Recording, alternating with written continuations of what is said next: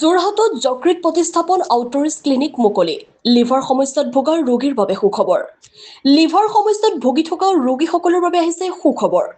এতিয়াৰ পৰা যোৰহাট, ডিব্ৰুগড়, শিৱসাগৰ, নাজিৰা, বোকাখাতকে ধৰি উজনি অসমৰ ৰোগীসকলে ঘৰৰ ওচৰতে লাভ কৰিব উন্নত যকৃত চিকিৎসাৰ পৰামৰ্শ। হায়দৰাবাদৰ মালাকপেটস্থিত যশোদা হাস্পাতালৰ উদ্যোগত অসমত মুকলি কৰা হৈছে বিশেষ যকৃত প্ৰতিস্থাপন outreach clinic. Jorhat hotel club ৰেগাউণ্ডত অনুষ্ঠিত সংবাদমেলত এই কথা সদৰি কৰে হাস্পাতাল কৰ্তৃপক্ষই। ডক্টৰ ললিত কুমাৰ ৰেড্ডী কনচালৰ নেতৃত্বত এই আউটৰিচ সেৱাৰ জৰিয়তে যকৃতৰ জটিল ৰোগ আৰু যকৃত প্ৰতিস্থাপনৰ প্ৰয়োজন হোৱা ৰোগীসকলে বিশেষজ্ঞ চিকিৎসকৰ পৰামৰ্শ লাভ কৰিব পাৰিব। প্ৰতি মাহৰ তৃতীয় সপ্তাহত ডক্টৰ ৰেড্ডী যোৰহাটত উপলব্ধ থাকিব। ইয়াৰ জৰিয়তে ৰোগীসকলে যকৃত প্ৰতিস্থাপনৰ পূৰ্বৰ পৰামৰ্শৰ লগতে পৰৱৰ্তী পৰীক্ষা আৰু চিকিৎসাৰ সুবিধাও লাভ কৰিব। সংবাদমেলত যশোদা হাস্পাতালৰ মাৰ্কেটিং মেনেজাৰ সৌম্য ভট্টাচাৰ্যও উপস্থিত থাকে।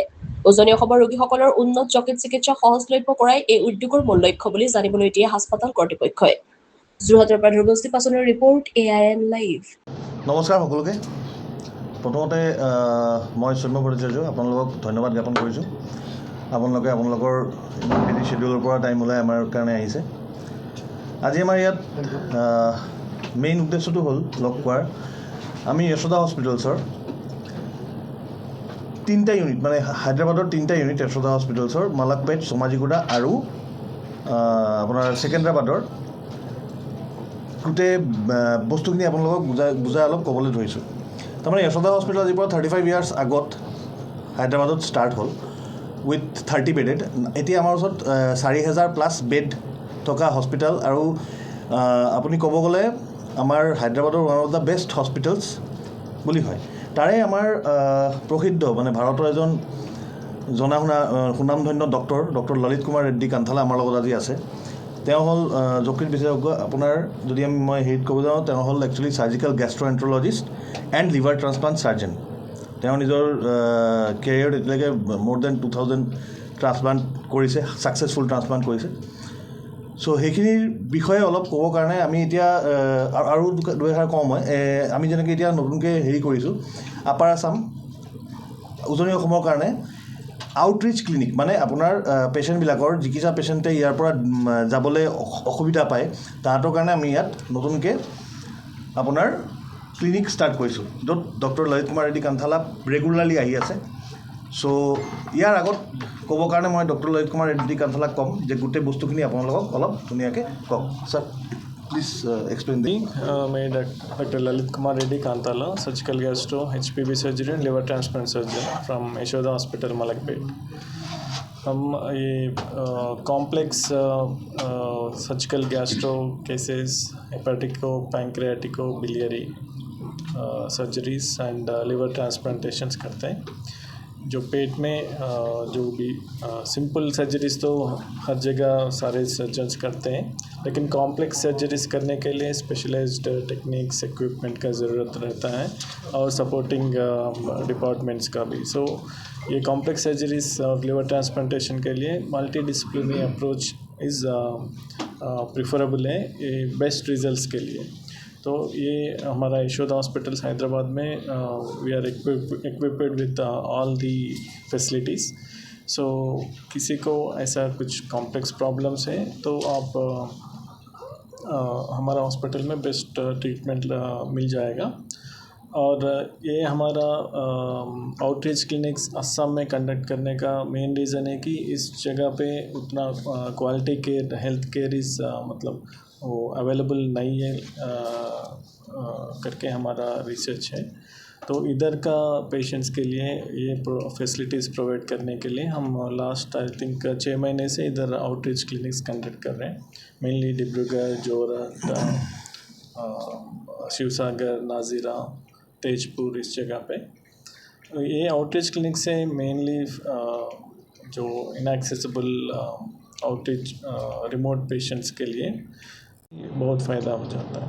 मेनली लिवर ट्रांसप्लांटेशन पेशेंट्स के लिए they need multiple visits to the hospital for the diagnosis and after the surgery, after liver transplantation followups के लिए भी मल्टीपल विजिट्स का ज़रूरत पड़ता है। तो हर बार हमारे जगह आने के लिए उनको भी बहुत तकलीफ़ होता है। लेकिन ये हमारा आउटरीच क्लिनिक्स को यूज़ कर लिया तो उसको ट्रांसप्लांट के बाद फ्रीक्वेंट फॉलो भी आसान हो जाएगा। उसके फ़ायदा क्या है कि रिजेक्शन को जल्दी रिकग्नाइज करके उसको ट्रीटमेंट भी जल्दी मिल जाएगा।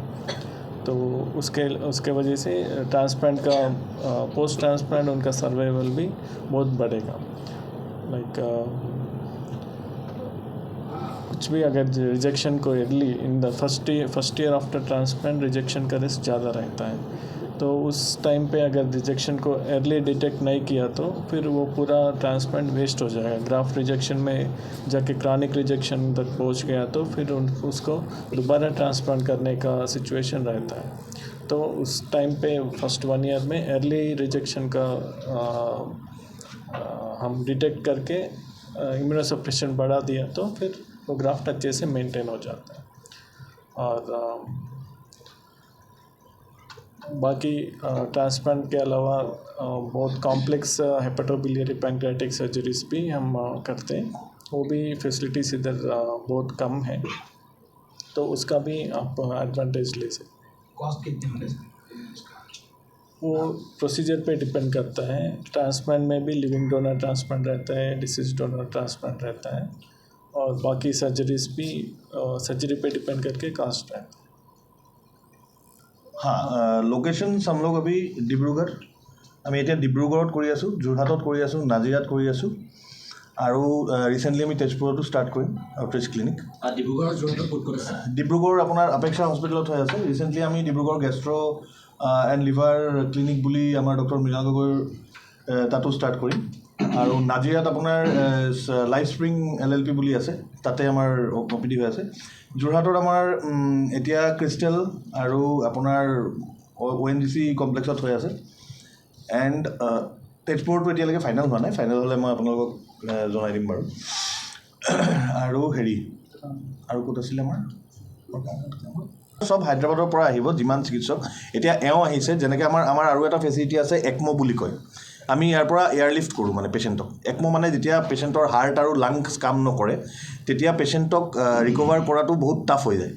তো সেইটো কাৰণে আমি কি কৰোঁ, আমাৰ ECMO এয়াৰলিফ্ট কৰি আমি ইয়াৰ পৰা এয়াৰলিফ্ট কৰি তালৈকে গৈ মেলি যিমান দিন মানে হেৰি নহয় আপোনাৰ পেচেণ্ট ৰিকভাৰ নহয় তেতিয়ালৈকে ECMOত থৈ মেলি আমি তাতো পেচেণ্টক হেৰি কৰোঁ, ট্ৰিট কৰোঁ, এণ্ড তাতে ছাকচেছফুল ৰিজাল্টছো আহে।